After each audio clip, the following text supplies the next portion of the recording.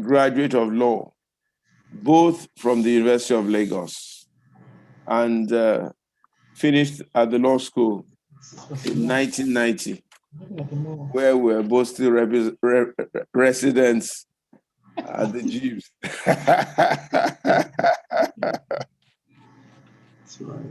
After practicing as a lawyer with the firm of Shofunde Osakwe Ogundikwe and Belgore, where he and Tunde Fashola were colleagues, and also Mr. Wale Tinubu, he started his own practice, Ogeah & Co. Although he started a partnership with Winton, Adeniji for some time, and then started his own practice at Ogeah & Co. He then worked with government, working as special advisor to the president at the National Planning Commission, and was special assistant to two economic advisors to the president, Chief Uzoma Asiodu, and I think the former governor of the central bank, who then subsequently became governor of the central bank at that time. He then worked as national coordinator of the Seeds, and then worked as facilitating consultant at the Office of the Millennium Development Goals within the presidency. He became the managing director of the Sky Power Aviation Handling Company, SACOR, and from there, he became Commissioner of Information in Delta State under another brother of ours, Dr. Emmanuel Uduaga, a position he did very, very well. And then when that admission ended in 2015, he retired to private practice, business, and lending his own part to the Nigerian issue. Incidentally, it's his birthday, I believe, tomorrow. And all of a sudden, we're no longer young children anymore. But here we go. Chike, my friend and my brother, it's a pleasure to have you on the Nigerian Leadership Series today. I'm happy to be here, Itwa. Thank you very much. When? I'm going to start from what is very topical right now. I know that our chosen topic for today is Godfatherism in Nigerian politics. And Alimi said I should tell you that you get Godfather. Say, Naim be your Godfather. Alimi is my brother. Alimi is my brother. Yeah, we've been brothers for a long time.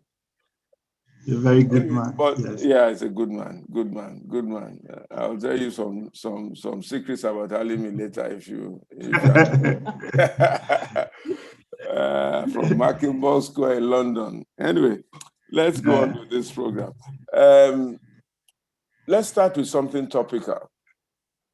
We've had about 10 days of protests from our children, more or less our children, the young people of Nigeria.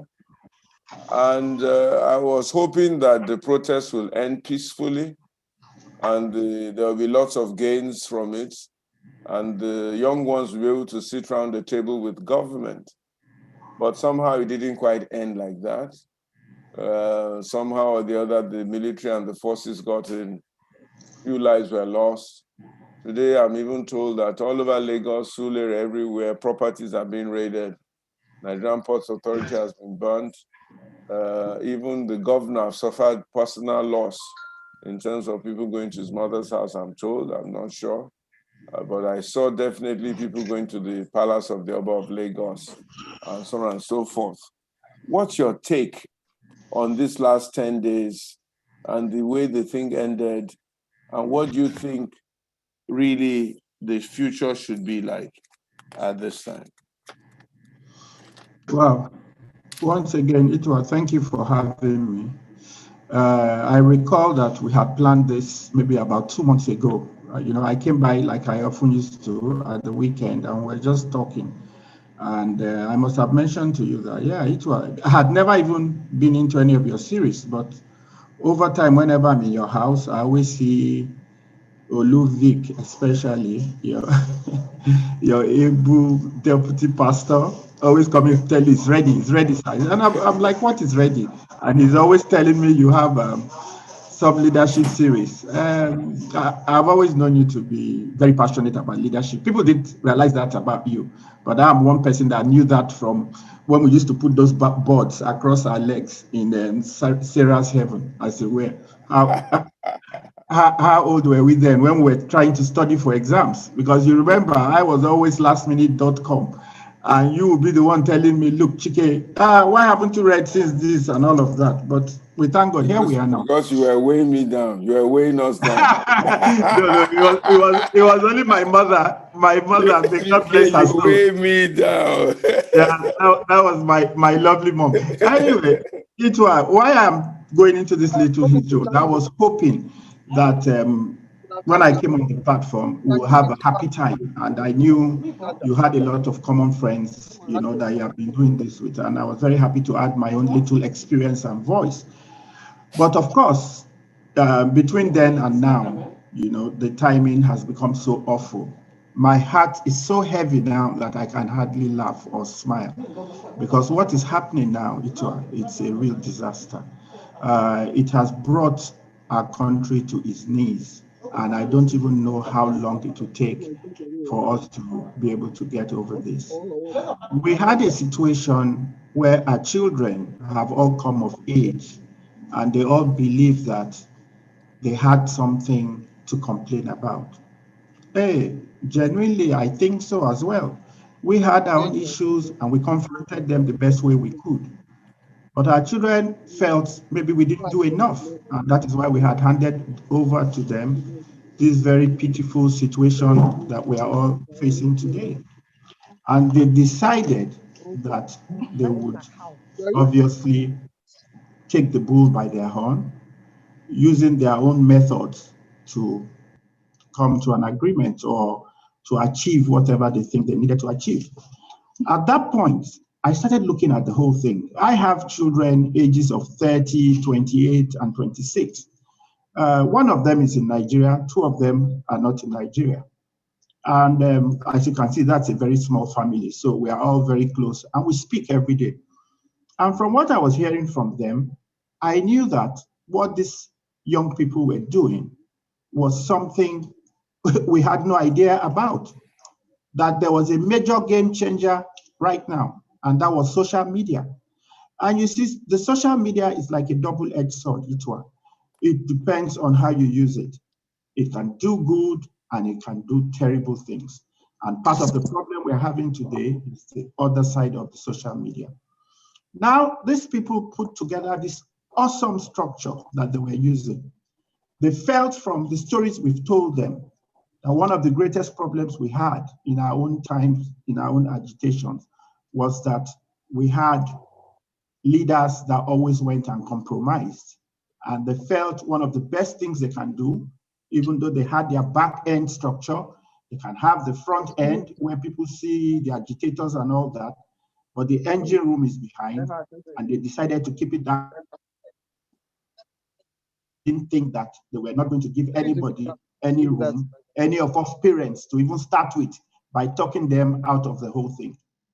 And they set it up. That was why, if you remember, they said there was a situation in Ogeah where one of the protesters, when these children that we failed to train, the ones I will call the children we failed to train, but we generally refer to them as hoodlums.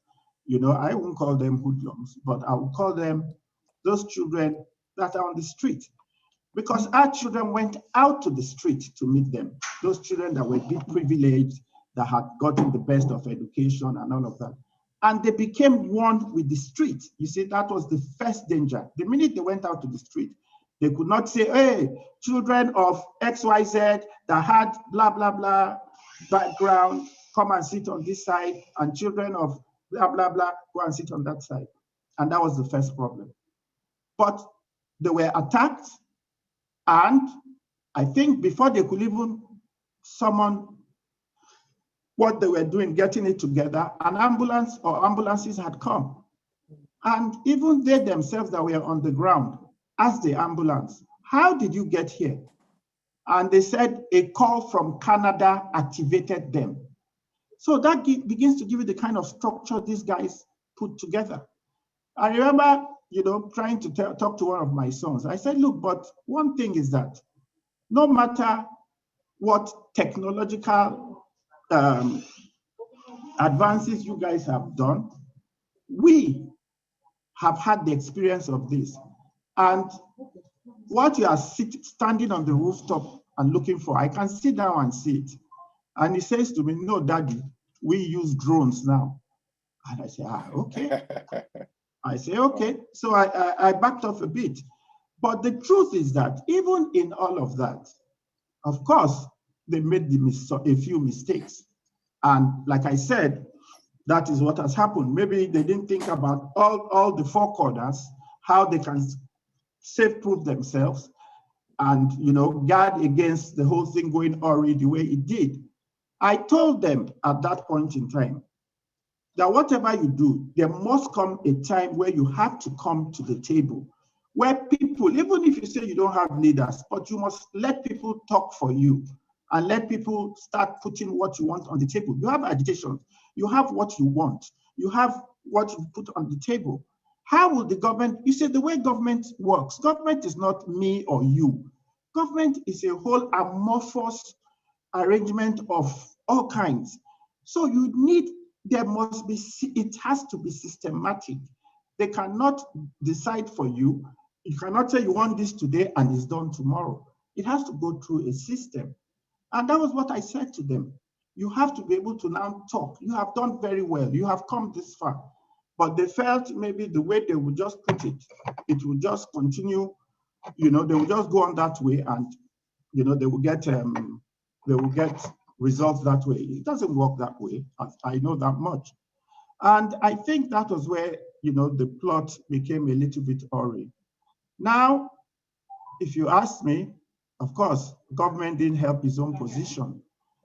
This cannot be going on, and we can have the kind of deafening silence that was coming out of Aso Rock. At a time like this, somebody, usually the president, who the buck stops with, must take charge and give the clear-cut directives. I feel very sorry, unlike a lot of people. I mean, I've stopped looking at social media. I didn't go to my social media all day today because I realized that, so much poison is out there. People are abusing Governor Sanwo-Olu. People are saying all kinds of things.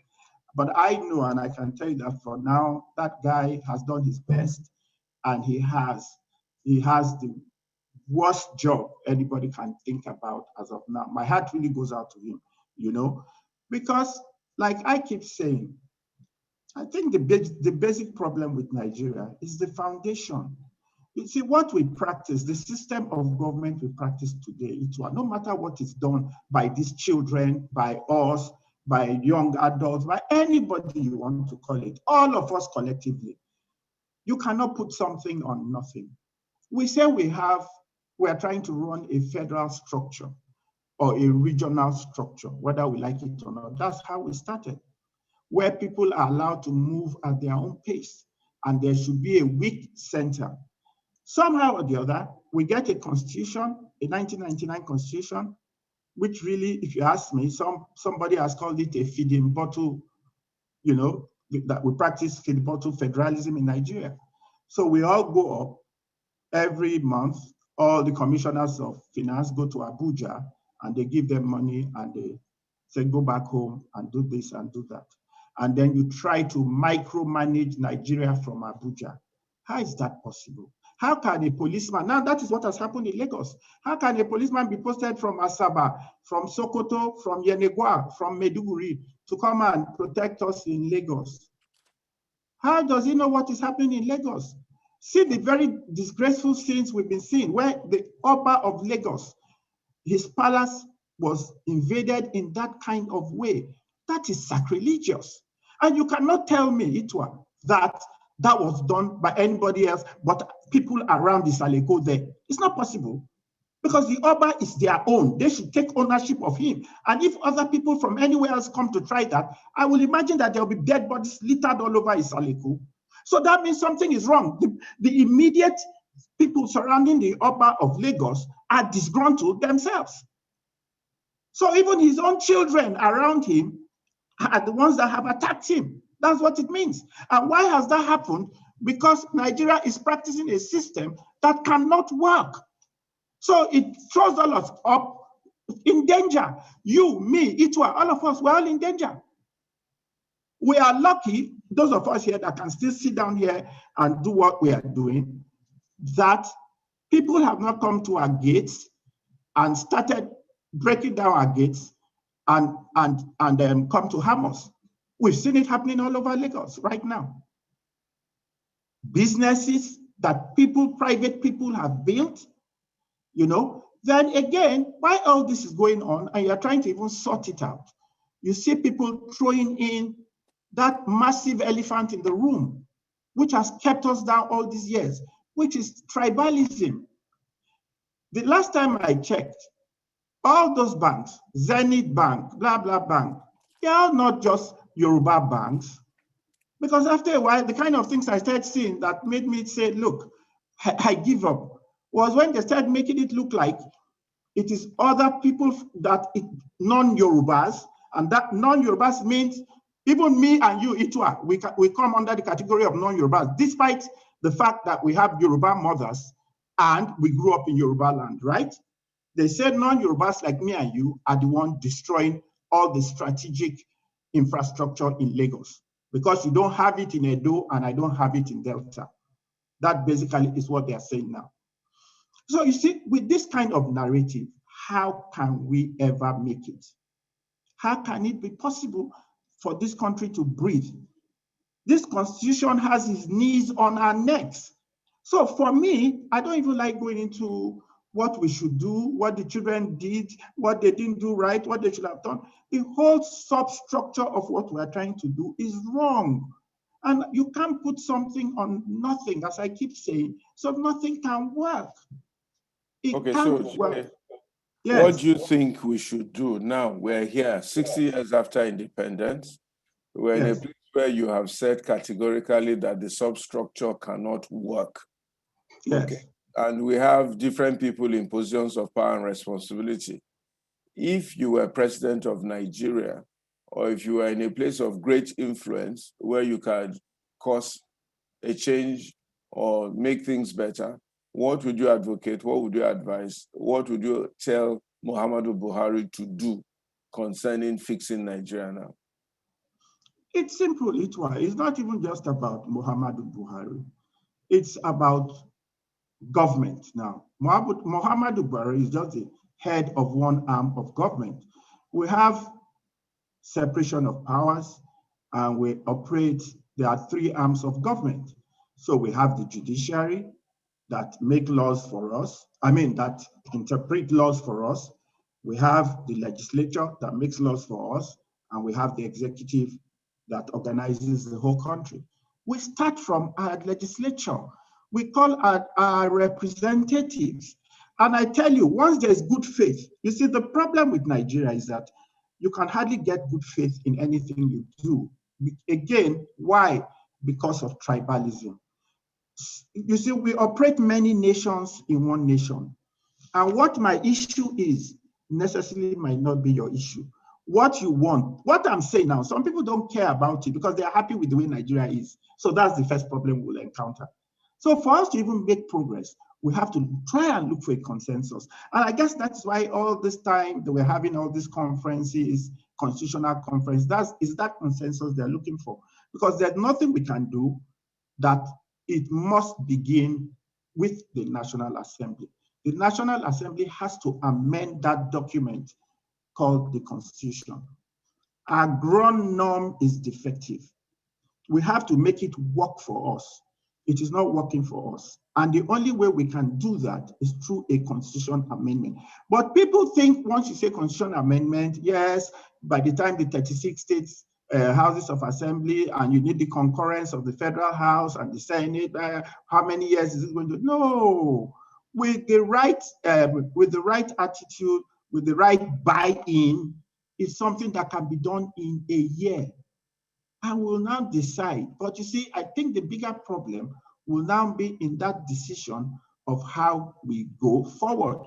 Because like I said, some people in Nigeria is like a cluster of civilizations, different people, doing different things, having different agenda, and some people cover for the other people. We've tried everything we can try. That's why quota system came in.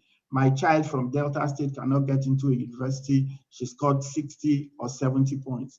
Another child from another state will get into that same university for that same course with 20 points, because that is the cutoff point for our own university. We did all this thing to see how we can bridge development. I guess that was the reason. But it's still not working. Because what happens is that while trying to do that, we are holding down that my child, and we have many of them all over the South. So they can't get into university. They are qualified, overqualified too. And they are roaming. They are part of the 40 million unemployed youths we have all over this place today. Now you give them a fertile ground like what happened in Lekki, and you think they will not run with it at the end of the day? And now we see the kind of looting that is going up everywhere, the kind of destruction. So to answer your question and to be precise, what I think we need is to amend our constitution. That is the first step we need. And then we can all start going at our own pace, have a loose federal arrangement in Abuja for travels, immigration, all those kind of things. But the little things like security, Sanwo-Olu, you call him a governor, you call him your chief security officer, but Sanwo-Olu has absolutely no control over the commissioner of police in Lagos or over the garrison commander or the GOC of the division in the Southwest. So he cannot pick up his phone and tell the army, go here, or the police go there. They get a one-line directive. The police will only react to something that is coming from the Inspector General of Police. That is the Commissioner of Police.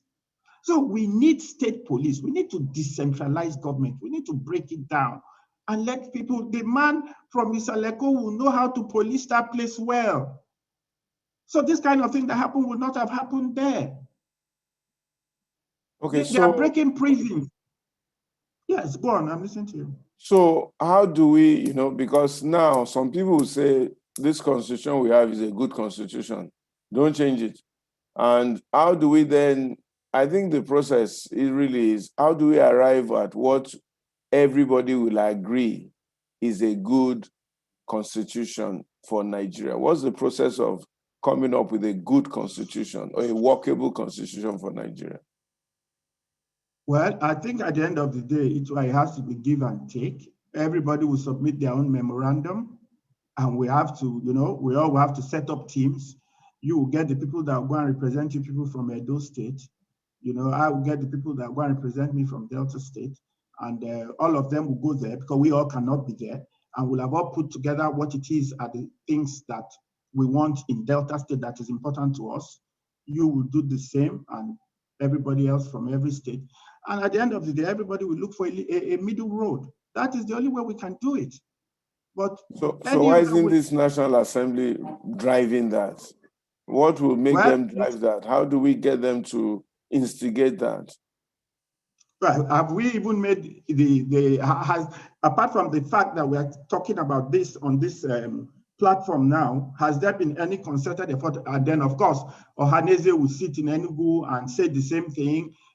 South leaders led by the revered Ike Clark will say the same thing. The Afenifere leaders will say the same thing. But they are all talking. And these are even our grandfathers, men in their 80s and in their 90s.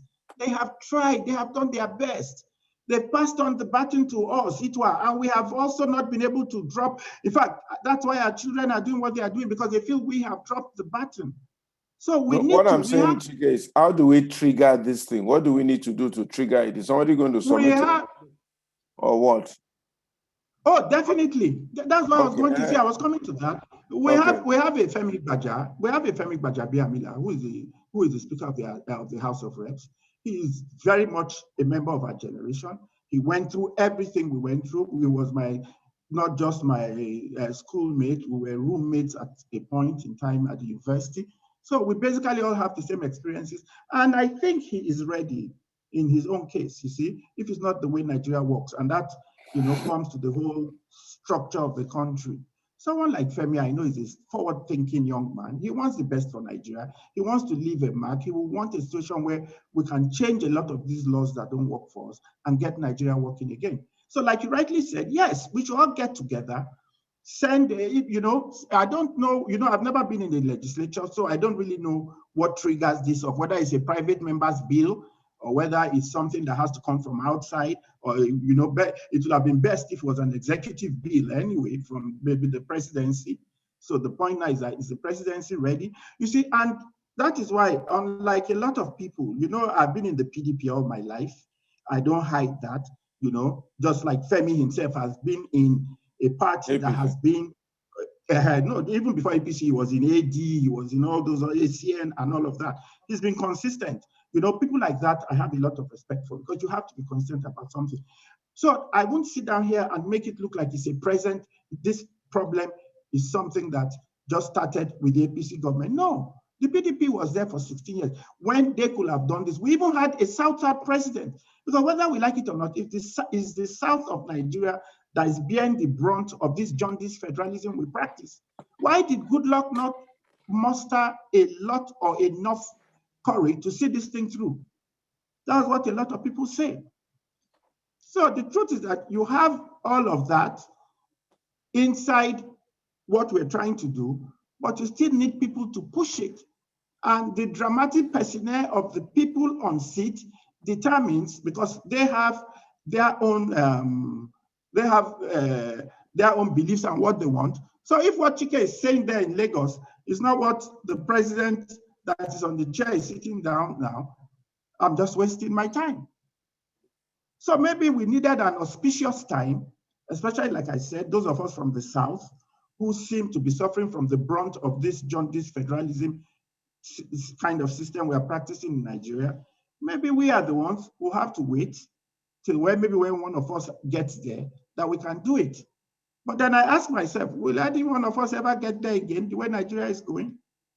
Because when you look deeply, that's not what we are here for, though, are the deep political issues behind what is playing out now.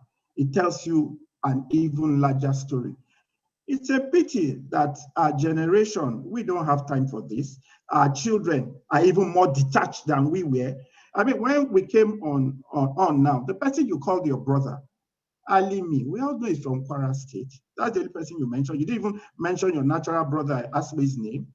You talked about Alimi because you went to University of Hull with Alimi, you see Alimi as your brother. And that's how we all grew up. Some of your best friends are from the North. I'm not from Ewohimi, you're not from Asaba.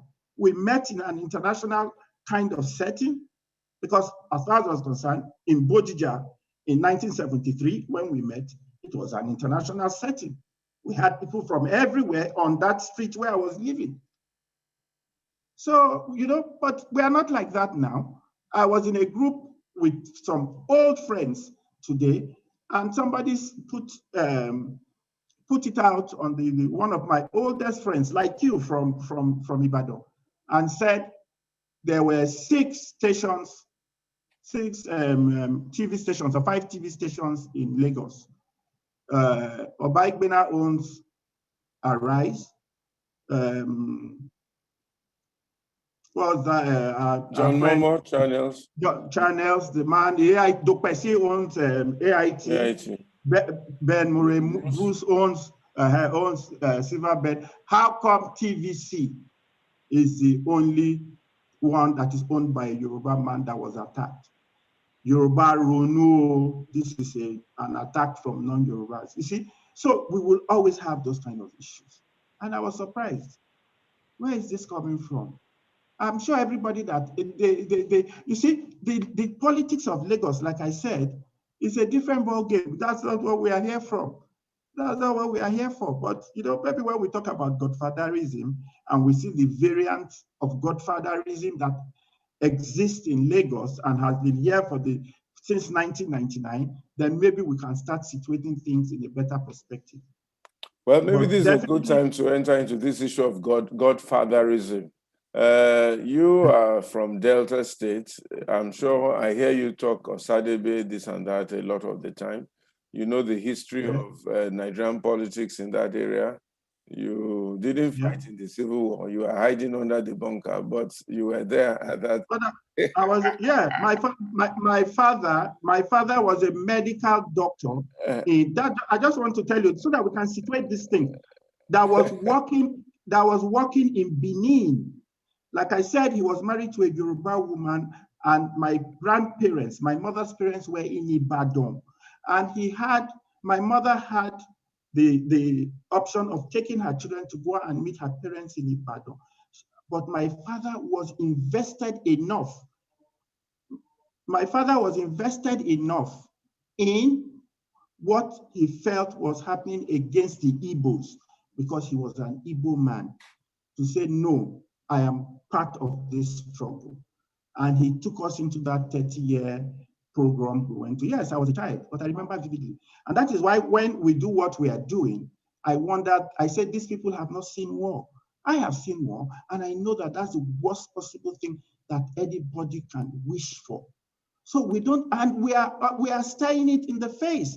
All of us, as we speak now, we're even a bit too old, because my father must have been in his early 30s or 40s. Yes, when he carried all three of us with his wife, put us into a car, and then takes us across the bridge. And for 30 months, we're all running from one place. First, the concept of friendship is so important. There was a gentleman, one of his close friends. His name is, he's also late now, Dom Wosu is his name. My Uncle Dom, we called him. He's the mother of Nkechi Wosu. You know Nkechi Wosu? Yeah. And we went to them in Ogeah in their house, and we stayed with them for some months. And from there, both families became one, and we started running all over Biafra, because after a while, this place will fall to the Nigerian forces, and you have to move away. Now, can any of us do that with the families we have today, even though we are already almost in our 60s? Just carry your children. Your children are even too old now anyway. So for those that are 40s, can they think of doing that and running and starting a war and being dislocated for that long, and then people will be dying? You know how many lives were lost?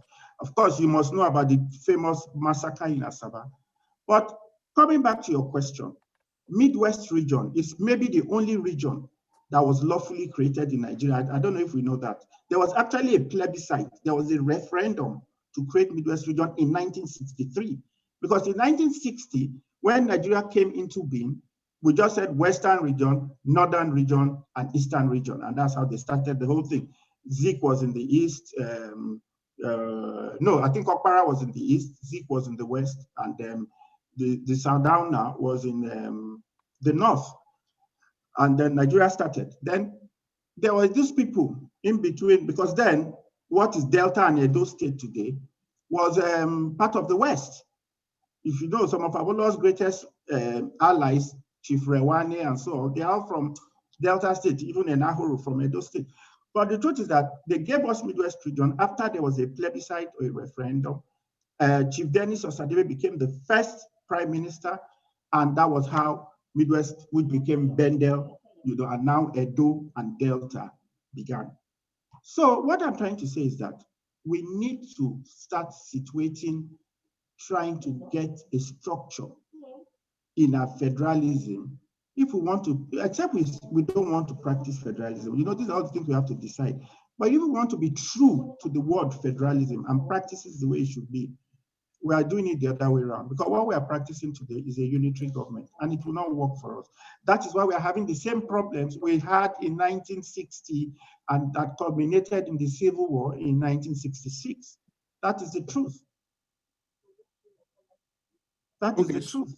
So what has brought about this issue of godfatherism in Nigerian politics? And along the line, I'm going to ask Alimi to speak to this a little bit, because Kwara has been through their own experiences. But what has brought about the issue of godfatherism in Nigerian politics? And to what extent has it affected our polity? And what do you think are the pros and cons, and what do we do about it? Okay, if you ask me, there are variants of godfathers. Like you rightly said, I have a godfather now. In fact, I had two major godfathers in my life, if you ask me. One was not even in the government when he became a godfather to me. And they were both people that I could call fathers as well. So I was happy with them. They needed nothing from me other than to mentor me, give me wings, and let me fly. My first godfather, in quotes, who I'll call a mentor, a father, everything positive, was Chief Philip Asiodu, or as they call him here, but the real pronunciation is Asiodu. Chief Asiodu took me in as one of his aides and mentored me in governance and good governance. And I learned, you see, what I learned from Chief Asiodu were the things he didn't even say, were the things he did, was his body language. When I got there, I would say this to him and he would react this way and look at me and give me one proverb and tell me to go away and tell me to do something. And I'll come back and I'll say, I'm not sure. And he says, you should never hear those words, I'm not sure, from me. And I never said that again for as long as we were there. He didn't stay too long because he had his own issues with the structure. You see, that's part of our problem. This was a guy who was a reservoir of massive knowledge in everything to do with planning, budgeting, and all of that. But of course, when they start playing their politics in the villa and all of that, it becomes a different ballgame. So the talents you have, what you are bringing on the table, takes second stage to all that. This person said you did this person said you didn't do that, and all of that. So that is positive godfatherism. And that was the type I went through. The second one I had was Professor Emmanuel Edozien. You see, there were two gentlemen that were very close to my dad. So they could easily have been my fathers as well. He also mentored me and took me further. He was the one that got me to work with Professor Soludo, you said, and all of that, and said to me, you have had some momentum here, Chike. I want you to get the skills in this place. I see you as a commissioner as a minister of planning someday. I just went to see him and he said that to me. Because at that time, I think he was invested in the whole project of, he was very close to the former president of Obasanjo, and I think they had a kitchen cabinet where they were doing all those things. And that's how he sent me there. Then, of course, I now had a friend, a boss, and that was Femi Fani-Kayode, who made me the MD of Sky Power Aviation Handling Company, a federal government concern that was about to be liquidated. Nigerian Airways, which Sky Power Aviation Handling Company was just like a finger in the body, had been liquidated for 500 million. For everything, 500 million, because he was so upset. Himself and Babington Ashaye, he's late now because I worked with him. He was the liquidator. And they just said, because he came back and found out that Nigeria Airways, when he was leaving, had, I don't know how many planes, 10 planes. And by the time he came back in 1999, they had no plane. They had run the whole place. I just told them to liquidate the place. But they realized that SACO today was a business and should not have even been a parastatal of government. And that's how we took it out and we started rebuilding it. And I inherited a company with a dead workforce, demotivated, no equipment, nothing. We didn't get a dime from the government.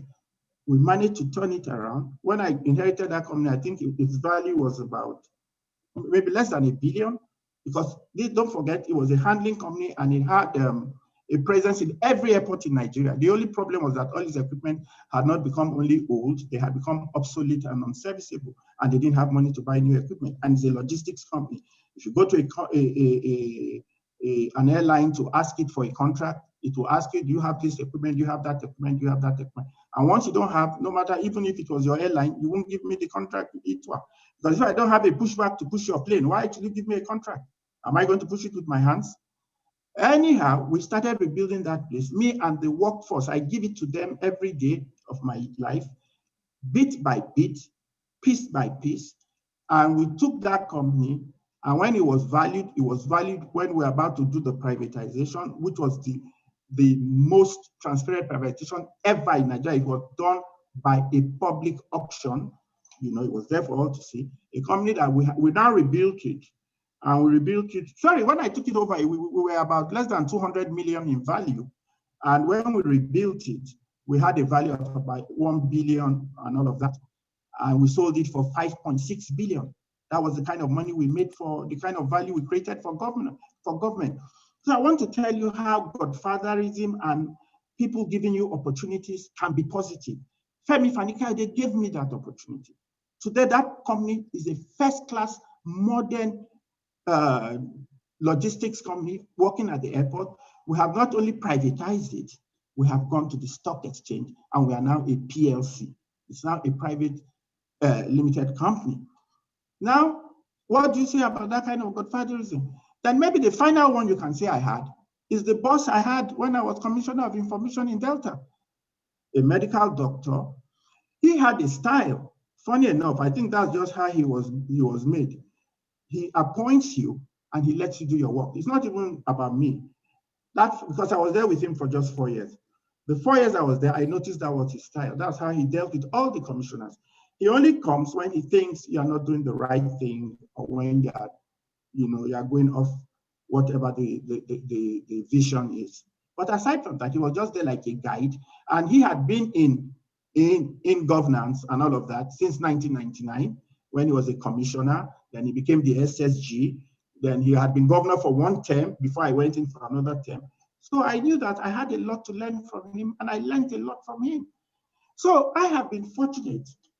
The kind of godfathers I met or I had were none of them at any time said to me, Chike, bring this for me. They didn't even ask me to do anything for them. So it wasn't a godfather I had to wake up and start looking at his face and wondering, oh, what does he want today? What am I supposed? And I'm getting phone calls, do this, take this money here, take this, that, take that. That I think is where the problem is. So there's that variant of godfatherism. And that was the one, like I said to you, which, I was privileged to have. Now, of course, there's the second or the other type, the one that sits behind you. And by the time you want to go to bed, he will ask you, is your wife coming to meet you in bed tonight? Are you going to drink coffee tonight? Have you sent that XYZ, what I asked you to send to this place, to that place, to that place? Okay, don't go to work tomorrow. Come to my house. I have something to tell you. Meanwhile, you have scheduled some very important meetings, but you dare not go to work because he has sent for you. So those are the issues with Nigeria and the kind of godfathers we have. So basically, if you look at it, you can see that there's the destructive type and there's the type, because nobody comes fully prepared. Even the godfather was trained. Chief Asiodu told me where he got his training from King's College and all of that. Everybody has a beginning. Everybody has to be mentored. So those are the issues I see about godfatherism. And I just said I will use my own personal life as an example of how a godfather scenario can be positive or how it can be negative. Okay, maybe I should turn to Alimi right now. And if you are able to, my brother, please unmute yourself. I know we've been in the trenches together for some time. You did run for the governor of Kwara State, I think in 2005 or 2003? 1999. Yeah. I know. You kept me up all night that day, following you up and making sure that you are all right. Eventually, we went in, we came out. We didn't quite make it. But since then, our brother Rahman has come and he has come to do the Ogeah in Kwara State. So what's your own experience with this issue of godfatherism? What happened in 1999? And what's the traction for Nigeria going forward in this present time? Well, thank you very much, Ito. It's a privilege to be on your program today. First of all, I want to appreciate you for dedicating today's event to our brother, Waziri Mohammed, who passed away 15 years ago in the Bellevue plane crash. He was one of us. He was in the trenches, and he also participated effectively in the struggle against the military rule to get us back into democracy. So I pray you well and pray him Al-Jannah Firdaus, and may God bless his soul. I also want to wish our brother Chike Ogeah happy birthday in advance. I guess his birthday is tomorrow. And I appreciate his contribution to democracy generally and to the growth of Delta State in particular. Now, to the topic at hand, godfatherism. You can take godfatherism from a very wide scope, very wide spectrum. Spectrum of that of a mentor, which we all, or most of us have undergone, either through training at school or at work professionally, to that extreme version of godfatherism of the Costa Nostra mafia type. That is the wide spectrum. In politics, particularly in Nigeria, the conception of the reality of godfatherism is looked at from the scope of the godfather, almost of the Costa Nostra mafioso type, whereby rather than an individual being your mentor in politics, he more or less invests in your interest in politics, places you in office, and expects a return one way or the other. That is the major conception of godfathers in Nigerian politics. There are exceptions to these. There are some politicians of great, from the past that were not godfathers in that real sense of the mafioso type. They were statesmen who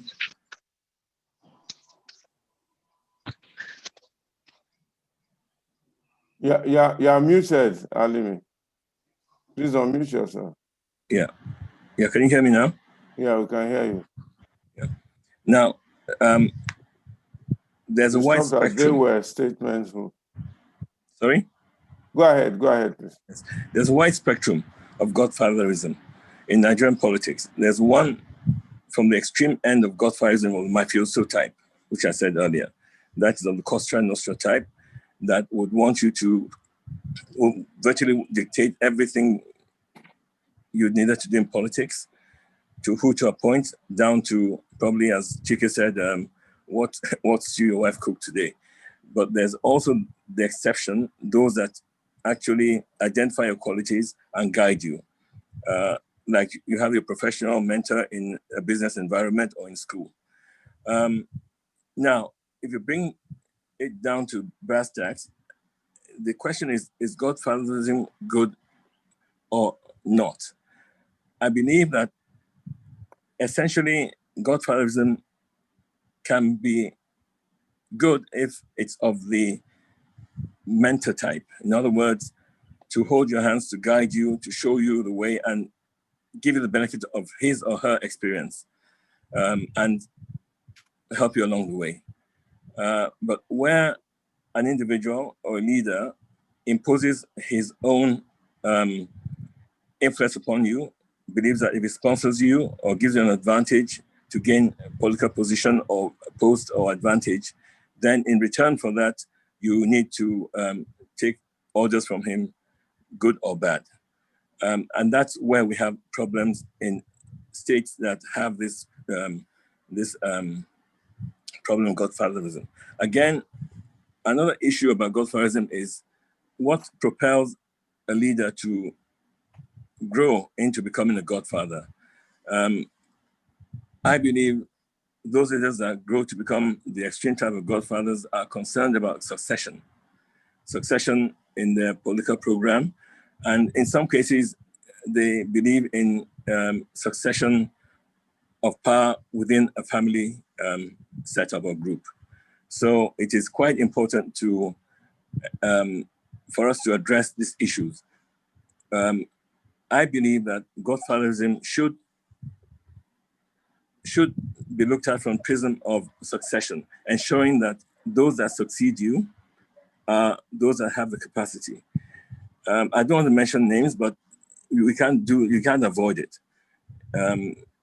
In Lagos, for instance, it's debatable whether the leader here, Ashwa Tinubu, is a godfather or not. What type of godfather is he or was he? Was he a mentor? And what are the proof of his succession plan in Lagos State, both in terms of programs and in terms of personnel. His initial cabinet, which we all know who they are, have all grown into becoming even godfathers in their own senses, mentors to other younger interests in politics. In that cabinet, you have people like the current vice president. And you know how we hold the current vice president esteem. It was a 7-star team that he put together. So in that sense, he was a very good mentor who identified the right qualities in his men, and they grew and brought Lagos State into the development which we're witnessing now, in sense of infrastructure and so on and so forth. So in Kwara State, which is my own state, of course, there's a family who we all know there, of which the late Turaki Obilorin Saraki was the godfather that was regarded as such there. He grew mentees who also grew to become in their own, but essentially he also established the system of having succession within the family.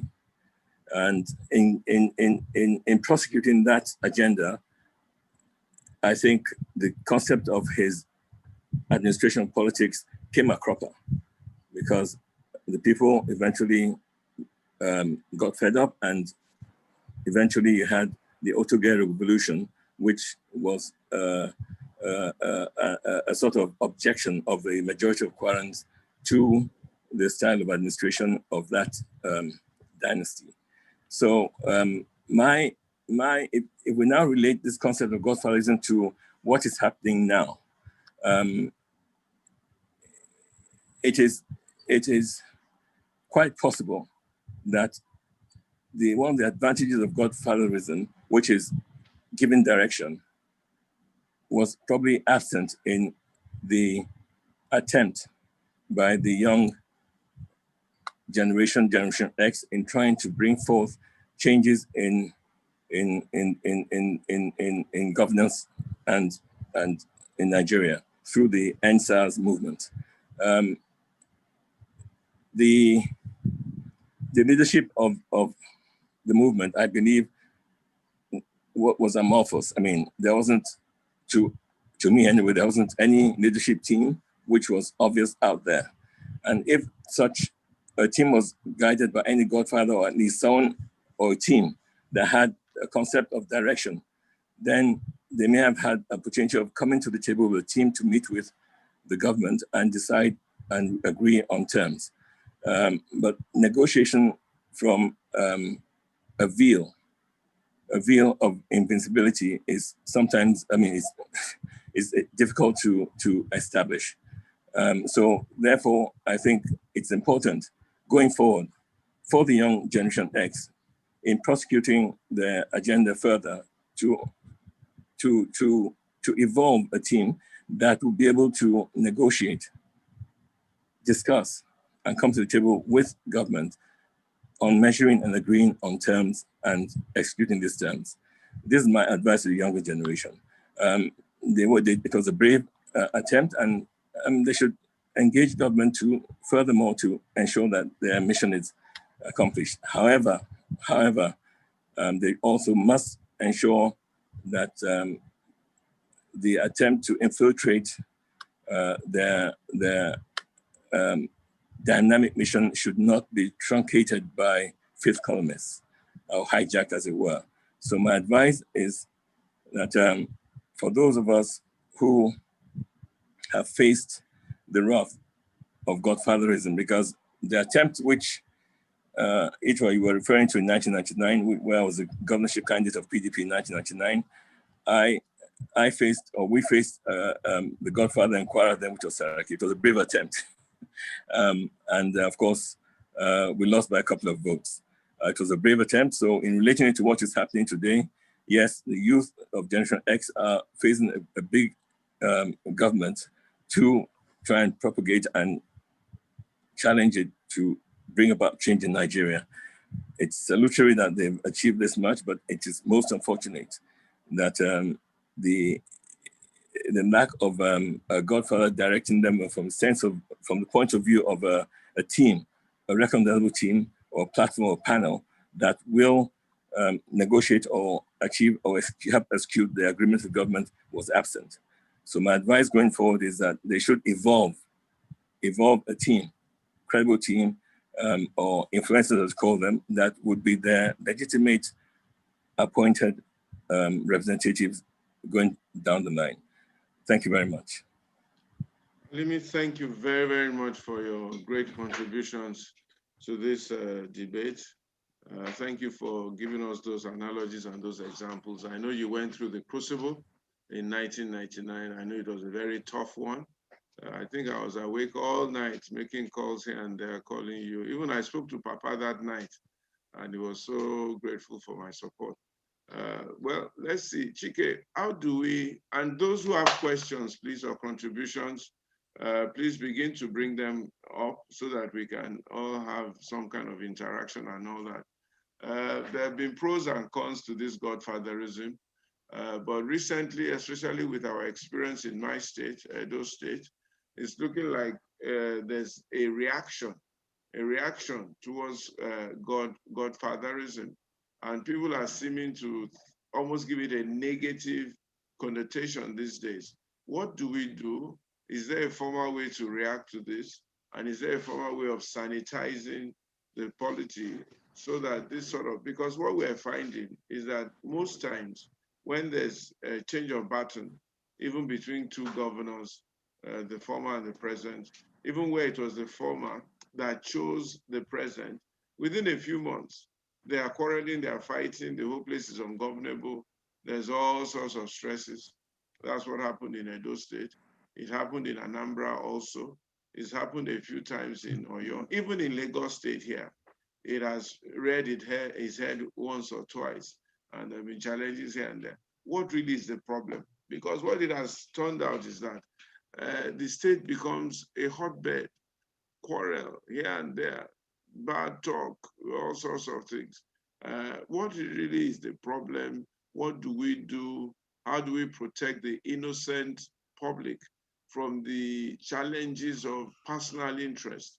Because really, most of the time, when you're trying to look for the source of the quarrel, you really can't find it. And as I was telling Aswe the other day, sometimes the quarrel, or was it Olu, I can't remember who I was telling, sometimes you don't even know, they can't say publicly what the real quarrel is. But then they give us all the shadows, you did this, you didn't do that, you did that, you didn't that. But the real core of the problem, they can't say it. Chike, what do we do? Ego is that problem you're talking about. Nothing else, just ego. Yes. But the point I want to make, Itwai, is simple. I think it's going to be an evolutionary process. As with everything, with time, we will start getting better. Because if you remember, one of the first things I told you is that godfatherism, it could be negative or it could be positive, right? Sometimes, for instance, your governor in Edo State, what he said, which resonated with me at that time, was that how can non-state actors, those were the words he used, that because they don't have any constitutional responsibility to the people, how can they be allowed to be, just trying to mess around with the, in quotes, with the process? It is wrong. You see, and that was exactly what he fought against. He was lucky that he was able to come through it.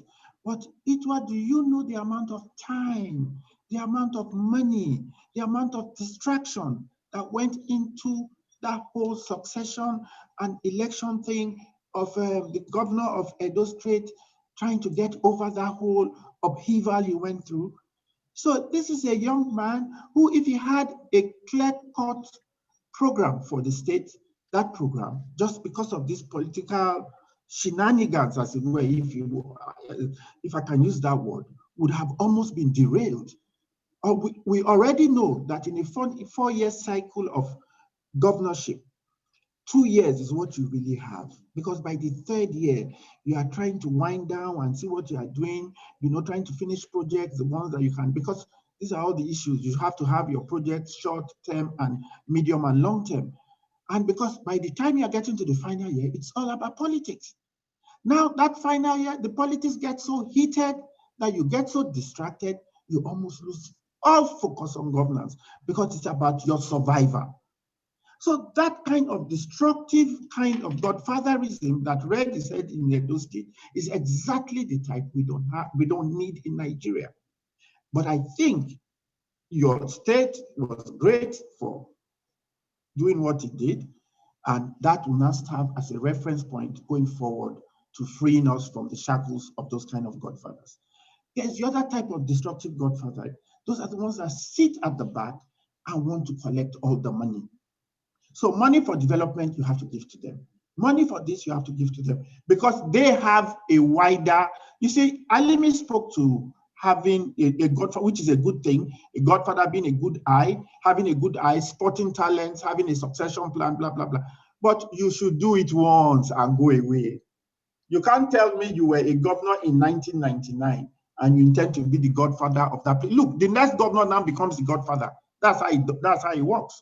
So do that, get your own, get the best out of that team you put together to work with you. Try and get him into office, and then you go back. Then it becomes that governor's responsibility to, yes, he should, if he's a good person, he will always come to you for advice. You become like a grand godfather in the background. Your role becomes advisory. When they ask you, you give them. If they don't ask you, you leave them. But why is it so difficult for a lot of people? But when you tend to be there, yeah, I think it has to do with our culture and how our politics became. You see, whether we like it or not, the major monster with us, the big elephant in the room is all those things we don't like to talk about. Of course, the grandfather of them all being poverty, deprivation, and all of that. So money means so much here. So you see, the money bag, whether you were governor 20 years ago or 30 years ago, you have the resources. So everybody still comes to you. The governor is just there, it's just a figurehead. They know when they want something, it is you they have to go to. So already there's a parallel structure in the state, and that cannot help anybody. That's why I say we don't even need that concept. Be a godfather like Chief Asiodu was. That's what I'm saying. You mentor the person and you leave him, you give him wings to fly. He flies or he falls down on his own steam. And if he falls, somebody else will come in. It cannot be a monopoly of one party. That's the whole idea. That's why we have a multi-party system in Nigeria. Other people are also grooming leaders. But you see, this idea that it has to be you put this governor for 8 years, you put the next governor for another 8 years, you put the next governor for another 8 years. What's the problem now? That is the problem, if you ask me, with the kind of godfatherism we practice in Nigeria. That godfatherism in perpetuity, it is not right. And I will never, ever endorse that kind of godfatherism. Just the same way, I would not endorse a godson getting there and being extremely ungrateful and biting the fingers that fed him. Usually such, they don't even go far anyway, because it's the law of nature. If you bite the fingers that feed you, you fall off. But you see, when the godfather now makes it difficult for you to even be a person, then it becomes a problem. See what is going on in Lagos now. These are what some people are thinking, that Sanwo-Olu has to look left and look right before he decides what he has to do. So in that confusion, he loses valuable time, and the kind of destruction all over Lagos is here. Yes, Sanwo-Olu is the governor of Lagos State, but he has no command of troops. He has to look to Abuja to get troops. If Abuja is not happy, maybe Abuja is not happy, not even with Sanwo-Olu that is causing this problem. Maybe they are unhappy with his so-called godfather, who we all know has this presidential ambition. And maybe they feel that's the way to truncate it. You don't know. I'm just trying to tell you, these are all the conspiracy theories out there. So you see, it's only relevant. I'm only talking about this in the sense that as long as we have godfathers, these are the kind of problems we'll be having. Because people when they are dealing with godfathers and all of that, they are not even thinking about today. We start playing God. It's why you're a pastor now. Like you said, we did all that rubbish when we were young, but you're now a man of God. Why should any human being that God did not promise tomorrow start planning what will happen in 2023 now? When you have not sorted out the problems of today, what guarantee do you have that you will even be alive in 2023? So I think these things are human, and it is the way it's ingrained in us as Nigerians, maybe the way our politics evolved. I keep wondering and feeling that if, the people we call our founding fathers, if they had succeeded with the variant of regionalism and the kind of federalism we're supposed to practice, I wonder where Nigeria would be today. Do you know that Lagos State, this Lagos State that we are looking at, and this kind of destruction going on, is the 5th largest economy in Africa. So Lagos as a subnational government is number 5 in Africa. Look how many countries are there, even Togo and all these places, are they as big as Lagos? So you can see how many countries there are in Nigeria. And that's why I tell you that no matter what our problems, our issues are, we still have to go back to the foundation, which is the constitution, which is the system of government we run. And that system of government, because it allows for all these things, cannot give us development. It cannot. I keep saying that. Thank you very much, Chike. We have some people who want to ask some questions or make some contributions, and I think I should let them in. Charles Iyore wants to make a contribution, and after him, I'll take Esohe Moloko, my sister, and thereafter, I think this is the former minister in the Federal Republic, Mr. Emeka Wogu. So we'll take them in that order. So Charles, let me hear what you have to say. Please unmute yourself. And please make it brief so that we can take as many comments as possible. Thank you very much, Chike and Itwa. The questions I've always asked, I've asked this question since 1988. Why is it that the same problem in Nigeria is in every country in Africa, including Egypt? We should be a world power. And why is it that our currencies in Africa have been in decline for the past 40 years? And why is it that our countryside does not create enough linkages to make people work? Now, having set all those questions, yesterday I had a very long meeting with the Afrexim Bank people. And we had a discussion with the professor from Singapore. And he talked about the place of meritocracy, pragmatism, and honesty. And I think we have people that have demonstrated that in Nigeria, and I'm giving us results. Awo was one, Adu Bako another, Jakonde, and then Ogeah. Since 1988, when I stopped working as an engineer and went into financial services, I have been saying that no economy can run on one anchor, liquidity anchor, which you'll understand as an accountant. Since 1988, we take all our money, we determine what exchange rate we need to get as print as much money to cover it, and distribute the money to every other person. Nothing has been done. NESG tried to tell the central bank that when you're distributing money without value being created, the economy is going nowhere. Now, people always tell me politics, politics, politics, politics, politics. It's not all about politics. You've got to take it in the sequence that it is done. The philosophy, which determines why you are together. The politics, which distributes your power. And economics, which deals with your growth issues. We haven't dealt with their growth issues. We are still not dealing with their growth issues. And what the children are saying is that we should determine those changes right now. I'll give you one example before I leave. All the money that comes into Nigeria comes in through one global actor. It's called JP Morgan. They don't even need to put an office in Nigeria. When you're going to buy your produce and items, every bank, every small institutions have what you call a correspondent banker. So it lives in about 60 locations. So there's no way you can know how much of it is going up. For as long as you cannot manage your currency, What it means is that your currency is just a bill of exchange, not a store of value. So you don't want to hold it. And every business is driven by two emotions. One is doubt, which is, can I go this way or go the other way? The other is fear, which is unidirectional. The economy has been driven in fear by the elite class, led by the bankers, for more than 40 years without results. And until you change those things, until you raise that discussion, until you allow NESG to do the interrogation they were doing and shut down and sack all the bankers, Africa, Nigeria as a leader, will be where they are. Thank you very much. Thank you, Charles. Thank you very much for that contribution. Let me go very quickly to Esohe Moloku. She has something to say. Esohe, please unmute yourself. Should I tell them what you used to do in the rest of Ibadan? Okay. Good evening, everyone. And thank you very much, Mr. Ogeah, for your very, very enlightening expose of what a good mentor is.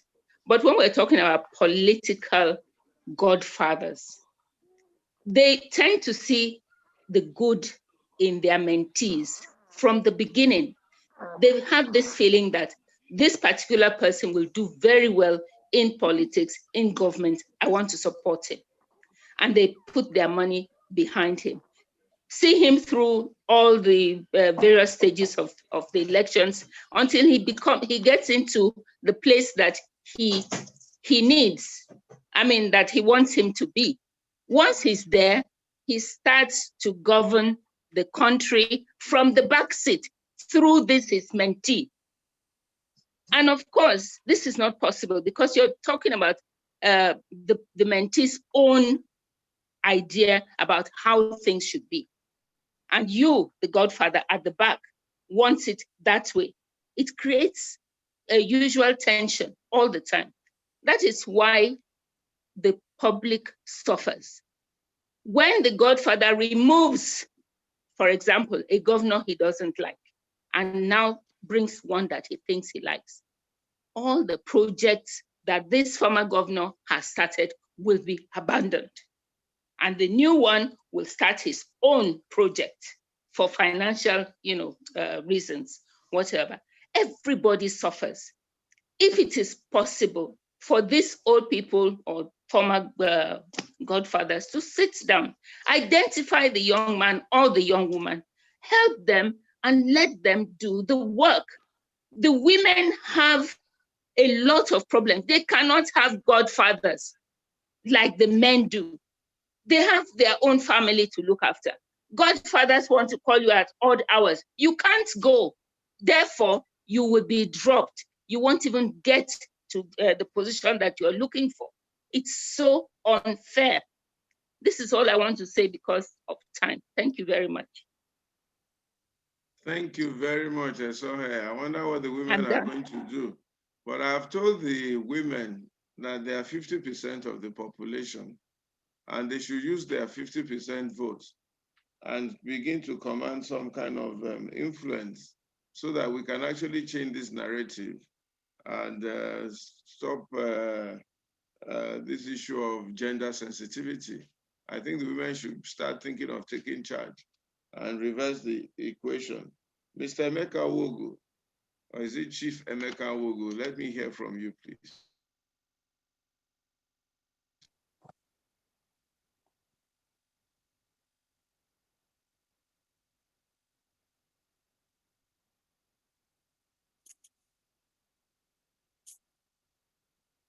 Emeka Wogu, is it there?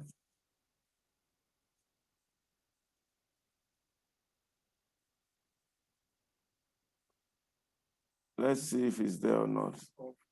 I think he's off temporarily. Maybe when he comes back on. Chike, maybe you want to speak to this issue that our sister Esohe raised about the challenges of women having godfathers, and perhaps what she left something slightly unsaid there, but that's okay. What do we do and how do we do about the inclusion of women especially in the polity and in the governance of our country? Well, we've seen a few women in Anambra State. I remember by some act of divine providence, a woman became a governor for a while, you know, and we've had women in the Senate, we've had women in the House of Representatives, we've had women in governance generally as ministers, as commissioners, and all of that.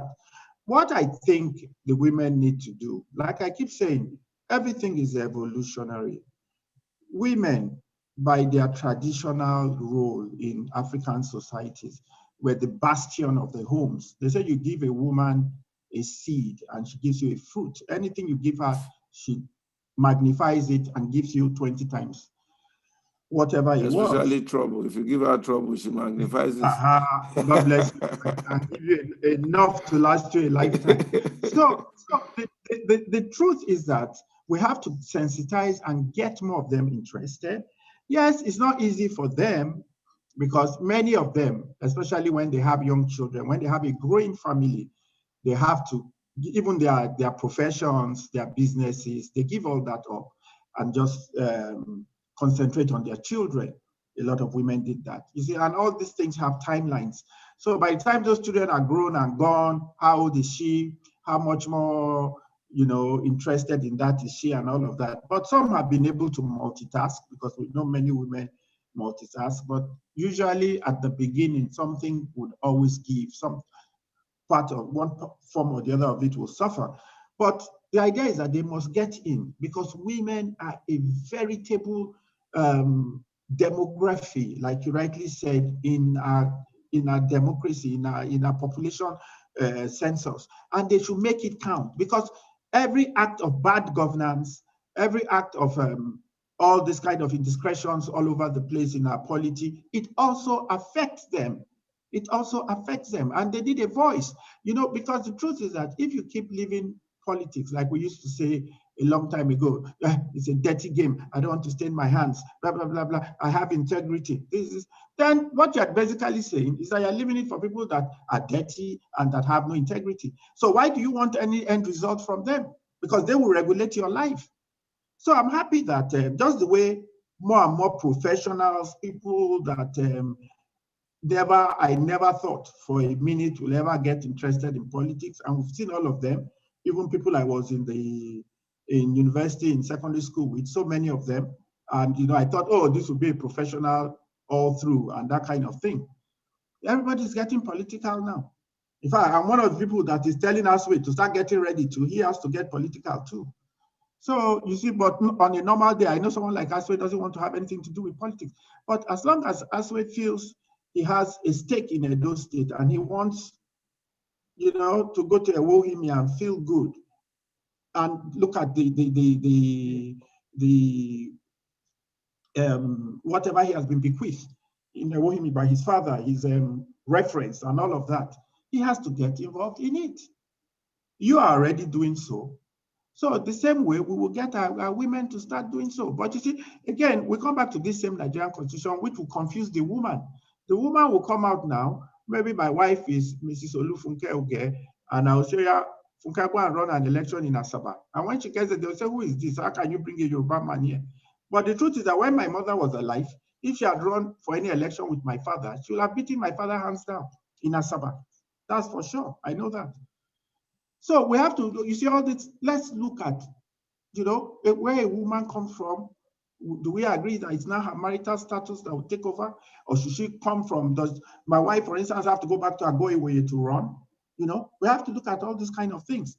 Those are the things that so I think that's why you bring a form in Nigeria, you see date of birth, place of origin. What do we need all that for?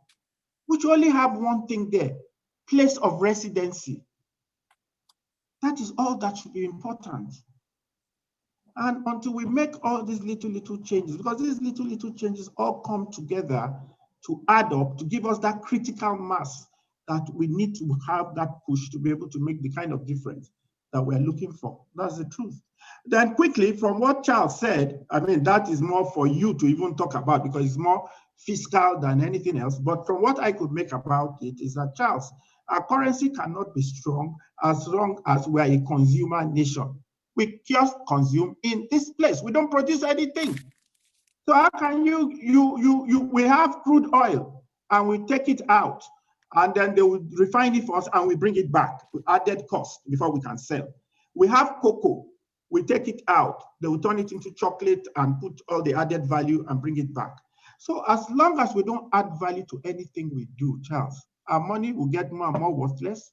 Look, when we're all growing up, Charles, I've known you now for about 4 decades now. We went to London in the 70s now. We took one naira was £1. You go on Oxford Street, you can change your naira there. I remember. You can change your naira in a burrito change in London. I guess if you give them naira today, they'll be looking at you and wondering, number one, they won't even know what it is. So something happened. What happened? I think, Chike, you are right in that one of the challenges of Nigeria is the policies by which we have run this country and the monodependence on oil as a factor of our resource. Meanwhile, I'm told there are 32 other minerals that are even more valuable than oil that we don't touch, and we don't do any value addition. Any right-thinking leader of Nigeria should, number one, ensure that we don't import any kind of food whatsoever. We eat what we grow what we eat. End of story. That will save us almost $1 trillion thereabouts in foreign exchange. And that will change almost immediately the so-called exchange rate. The second thing you don't need to import or pay for is medical tourism.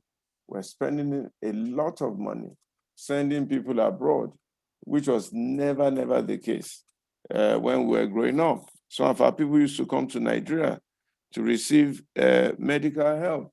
So if you block that one again, you will save a lot of money. The third is education. In those days, foreign education was a consideration, not a necessity. Today, it's almost a necessity. If you want your children to receive a stable kind of education.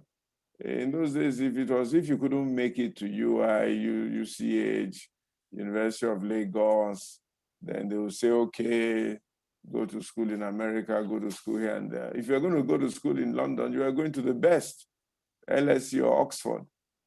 That was how we grew up. But look at what has happened. And the cocoa and the whatever you said is a typical example. Not one chocolate making factory in Nigeria. And I don't see why we should be importing cars, why we can't get them to come and assemble cars here, and so on and so forth. So there's just a lot our government needs to do. And it's just a question of policy and a question of sincerity and a question of focus. This is the direction Nigeria is going. And we all will go there. They can't even get power right because they can't agree on what the power price or the tariff should be. Things as simple and mundane as that. Too many interests fighting, nobody fighting for the real interest of Nigeria. I'm going to invite one of our sisters to speak. Her name is Mrs. Bola Adeshola, and I want her to speak to this issue of women in leadership, women in governance, and women in politics. She's a corporate executive herself, and I'd like her to just make a few comments. And thereafter, we're going to ask Temitope Ayedun to also say something, and so on and so forth. And then I'll take Solomon Awoshina's question, and then we begin to round up. We may not have enough time for all the others tonight. Oh dear. Bola, please. Yes, I caught you. This is a surprise. I caught you. I caught Oh you dear. speaking at the back. Well, thank you very much. I mean, any opportunity to share and to learn, and I've learned a lot this evening already. You mentioned women in sort of business and women in politics as well. I think that in the area of business, increasingly there are support structures for women to thrive. There's, I think, a better awareness, certainly over the last 10 to 15 years, of the need for diversity and what it is that women actually bring to the table. And there are also reports and data particularly from consulting firms that indicate that where you have the necessary diversity at all levels in organizations, they actually do better financially. But I think since we're talking about godfatherism today, the issue of women in politics, in fact, just yesterday, I actually moderated a panel which had the Speaker of the House, Femi Gbajabiamila, Tonya Cole and a couple of others. And it really was about, again, building the pipeline for women so that more women get into leadership positions. I think the whole thing about godfatherism is something which a discourse like this, it's good to sort of, discuss and have the ideas and so on. But unless and until those people of like minds, on this program, for example, come together and form the critical mass to support women who want to seek elective office and support them based on their ideas, based on the value that they will bring to the table, based on their track record, I don't think we'll get very, very far. A woman on her own who wants to go into politics, who wants to seek elective office, will be a victim of godfatherism with the way the structure is now. The selection process, for example, creates the short list of women is tilted in favor of men. And this is not about having meetings at night and so on and so forth. Those of us who work in the corporate world, we work till late at night anyway. So it's not, that is not the issue. It is the structures and the systems. It is the biases that are against women. I think I've heard from a few men that women don't listen. And so, many that those biases already put women in a position of disadvantage. And for the women who have decided to go into politics and decide that, I'll subject myself to godfatherism, and when I get there, I will give myself a voice. They've been removed. They would not last long. So I think it's really about mobilizing. I think it's about support structures. I think it's one of the things that I actually said to the speaker yesterday isn't there a way in which people can be groomed? So groomed, in turn, those who are interested would be, mentored as opposed to, lauded over by the godfathers. But it's also a process. It's not something, women also sometimes have unrealistic expectations about, once I get there, they would, I want an appointment kind of thing. For a lot of the men, and I mean, some, Chike, for example, had mentioned, you have somebody who grooms you and then you go through the process. I'm sure Alimi also had somebody who put him through the process over years. You become an assistant to somebody, then they give you a role, and then, you begin to want to seek elective office. Sometimes we also should, see it as a process. I have friends who want to go into politics, but they want appointments. I said, no, it doesn't work that way. People, sometimes you might have to start at the ward level. You might have to start, who is you don't even know the name of your local government chairman, and then you say you will go into politics. It doesn't work that way. So I think it's complex, but it can still be broken down into simple bite-sized pieces. It's a journey. It's a marathon. It's not a sprint. It's not likely to happen in 2023. That you will suddenly have a raft of women going into politics. But if we start now, we register to vote, we mobilize ourselves, we put ourselves, position ourselves at the feet of people who will teach us the ropes, then, the numbers can start to go up.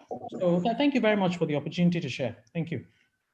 Thank you very much. And I think that's a word for ladies out there. You need to start now. You need to register. You need to join a party.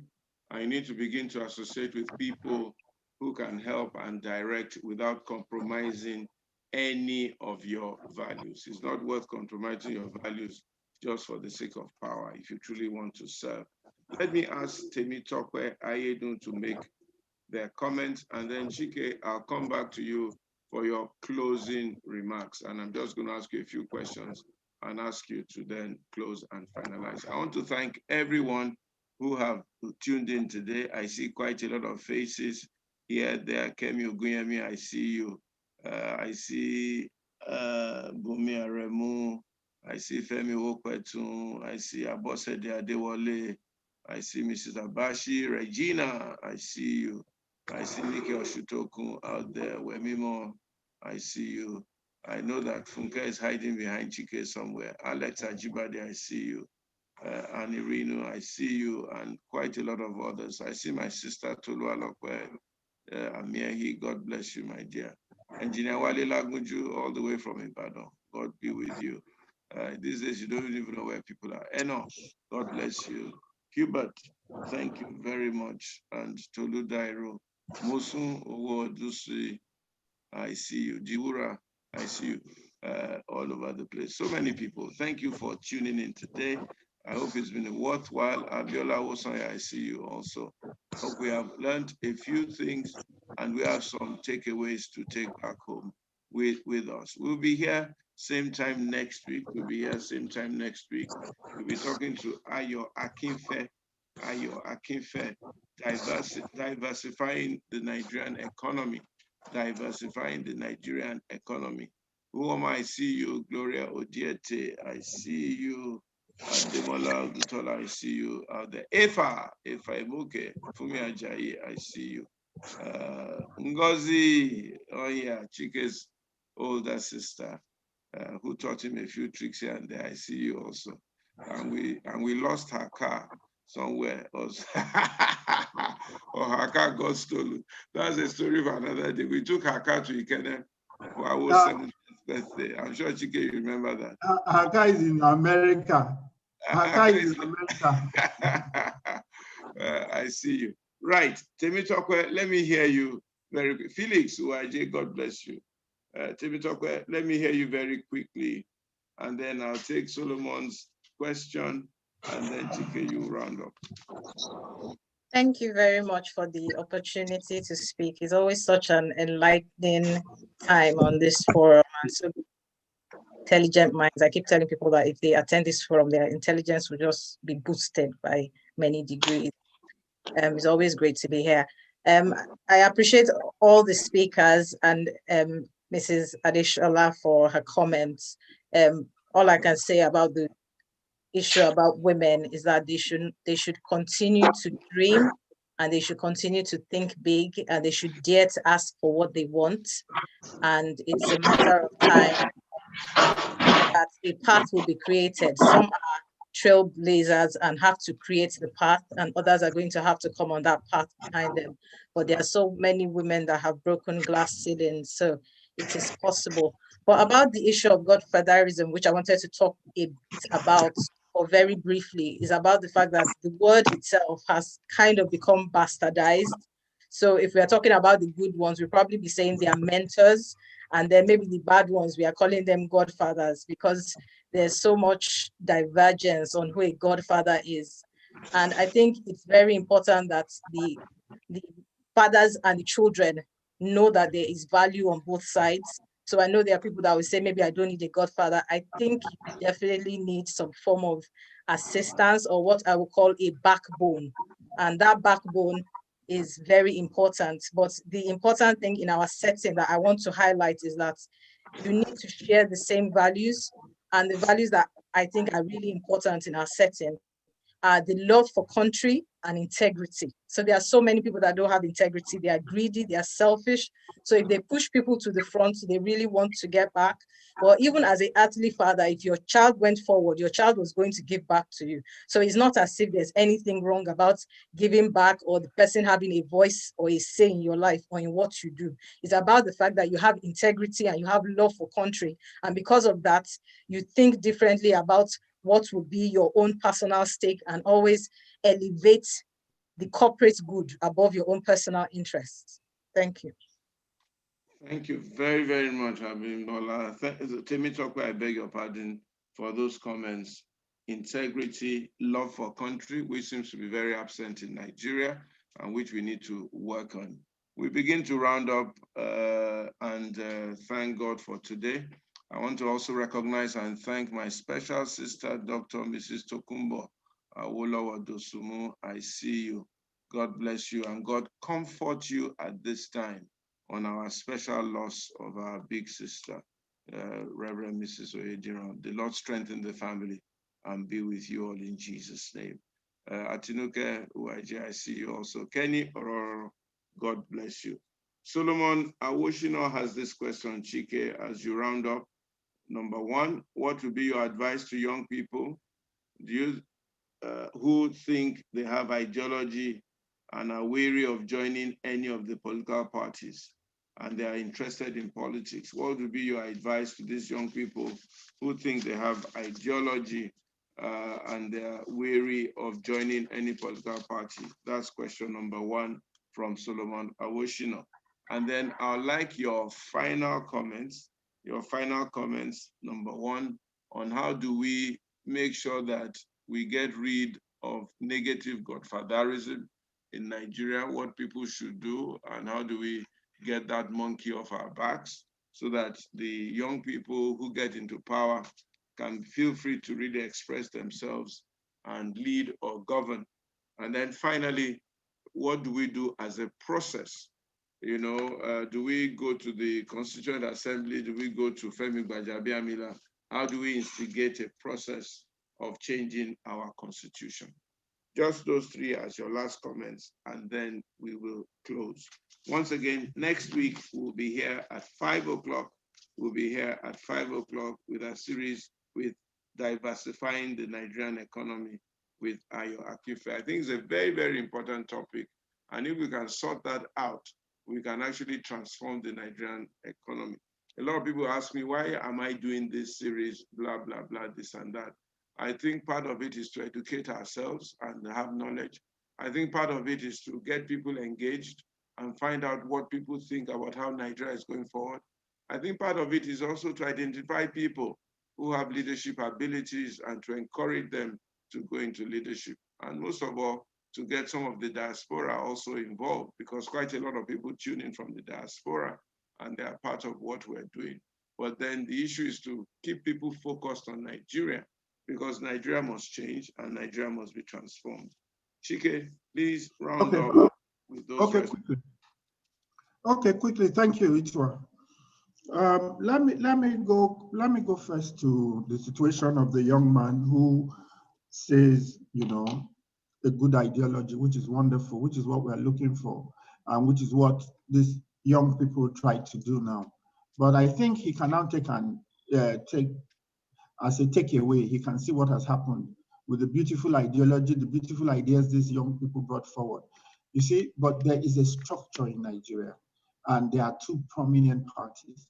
At this time in Nigeria, I tell you, no matter how wonderful your ideas are, because politics by its very nature is very expensive, extremely expensive. You don't even have a clue of how expensive it is until you get in.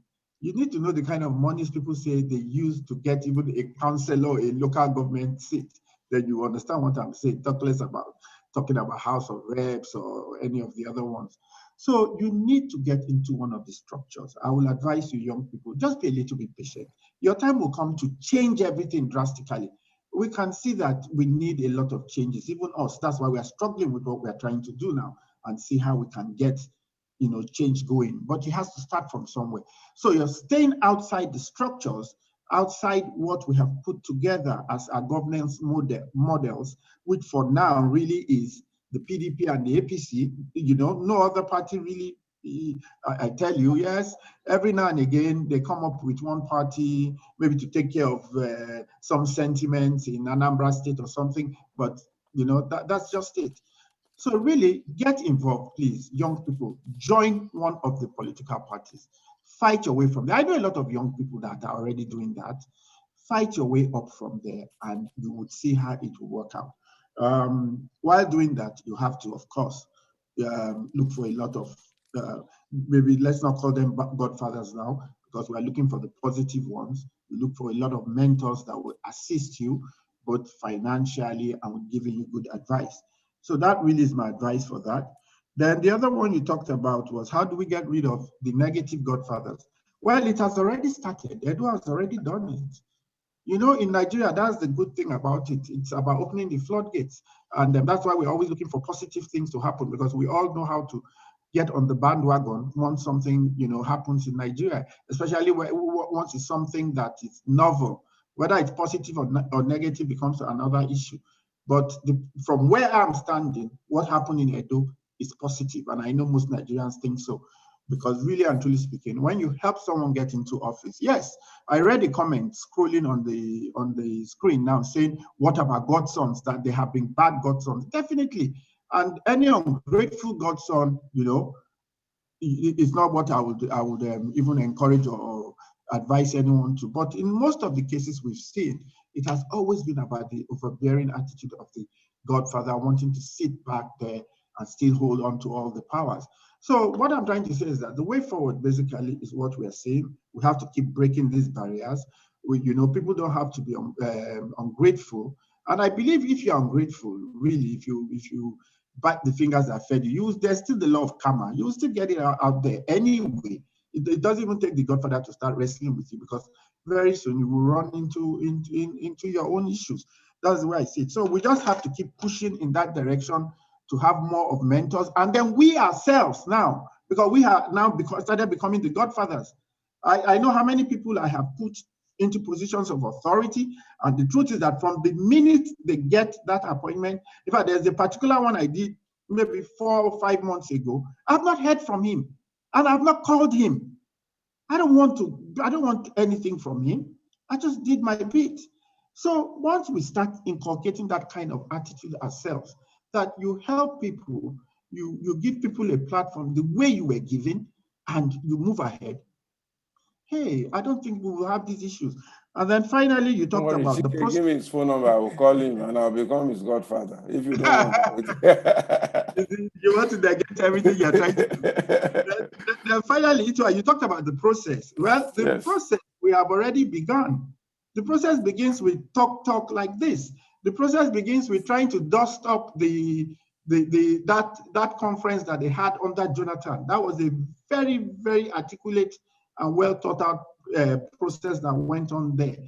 And it's funny enough, because in Nigeria the problem is always getting a consensus of the generality of the country, and I think that process then, that conference, captured it. So if they can take that, the constitution, this same constitution that we have to abide with now, makes all the provisions are there for the processes to go through to get it amended. But the whole idea is that let's get out those salient things, the elephants in the room that has held us down for so long. How we need to devolve power to the states so that they can be more effective. How we need to, get Abuja to be less overbearing. Abuja can't sit down and micromanage the whole of Nigeria. It's too big. So if we start getting all those things in through the constitutional processes, like you said, engage your like, who was it? I think it was Bola that said it. How many of us know councillors or local government chairman or House of Representatives and all that, representatives in the House and senators and all those things? Those are the people we need to go and talk to. We need to start having those, off-the-cuff discussions with them, and they would also guide us on how we can go and get this thing going. But we need that critical mass of men and women of right minds, similar minds, to give it the kind of push we need to for this to happen. Because the best of us have tried over the years and nothing has happened. Because the reactionary forces in Nigeria, don't ever underrate them. The people that want to keep the system this way, the people that don't want things to work, the people that don't want you to get electricity because they're importing generators, because they are bringing in diesel, the people that don't want you to, have good roads, the people that don't want you to have good health care, they are very powerful. They have vested interest. And until these interests are dislodged, we might just keep being held back. Thank you very much, my dear friend and brother, Chike Owens. Thank you for being part of this discourse. I think the summary is that we need to get more and more good people, and that's part of what we're trying to do on this platform, getting good people involved, letting good people know that they have to get involved, letting good people know that politics, you may think it's dirty, but it's as dirty as you call it, that if you get in, then you will clean it up. So I want to say a lot more people on this platform getting involved one way or the other and being part of this process. You don't need to run for office, but get into the party and take care of the decisions that they are making there so that they're right decisions for the benefit of all. I'm going to be talking to Aswe, as you have advised. I've spoken to him before. Maybe I'll talk to him again. He's a good man and he should get involved. I want to thank and congratulate my friend and brother, Godwin Obaseki, and his lovely wife, Betsy, for leading the charge and fighting that battle. It was very, very tough. I was part of that whole thing. But somehow or the other, I think God really also was on our side, and the other side made a few mistakes also. So Godwin, congratulations. So go and show them what good governance should be in these next 4 years. And Betsy, thank you for your support over the years. I want all of us to please keep praying for Nigeria, our great nation. It needs prayer. We need action. We need activity. We need people to get involved and to work, but we also need prayer at the same time. God wants you to roll the stone, then he will answer your prayers. Please keep praying for this country. Please pray for the young ones, the youth, for wisdom and direction and strength, that they will not be discouraged, they will not be put to shame, that they will rise up and they will not lose their faith and their direction in Jesus' name. And also wisdom for the government to do the right thing. All we are asking for is good governance. All we're asking for is good policies. All we're asking for is a place in the sun. And there's more than enough room in Nigeria for everybody's need, but definitely not for their greed. So let's forget about evil and greed, and let us pray that God will help us. Once again, please remember that this edition was dedicated to our young people who fought so hard over the last few months, especially those who lost their lives. May the Lord comfort and console the families, and may that not be in vain in Jesus' name. I want to encourage them. You have my support, you have my encouragement. Nigeria will be great again. Don't lose hope on Nigeria. Don't give up on Nigeria. And of course, dedicated to our good friend and brother, Waz, the great Waziri Mohammed Kyari, who did a lot for politics in those days. 15 years ago today, he passed on in the Bellevue crash. I speak words of comfort to also Kayode Odukoya, my good friend, the MD of Bellevue at the time. We went through that process together 15 years ago, and that the Lord will raise him up again, even with First Nation and all the other things he wants to do. Ladies and gentlemen, thank you very much for being part of this platform. Nigeria will be great again. Nigeria will be mighty. God will bless this nation. This nation will not fail. God will guide our leaders aright. God will strengthen the young ones, comfort their families, be there for all of us, and we shall live to see the goodness of God even in this country, in Jesus' name. Chike, my brother, God bless you. My love to my children and Funke. And thank her very much for me. She's been of great support these last 4 months. Funke, God bless you. Bye-bye. Thank you. Bye-bye, Pastor. Bye-bye. Thank you, Pastor. Thank you. Thank you very much. God bless you all. Thank you so much. God bless you. Thank you. Thank you, Pastor Itua. Thank you so much. Thank you, Pastor Itua. Well done, Pastor. God bless you. God bless you all. Thank you very much. Thank you, Pastor. Good work, Itua. Well done. Thank you. Uncle, I hear you. Auntie Mrs. Fetuga, I see you there somewhere. God bless you. Oh, Chike, thanks for the deliverance. Okay. Olani, thank you. My pastor.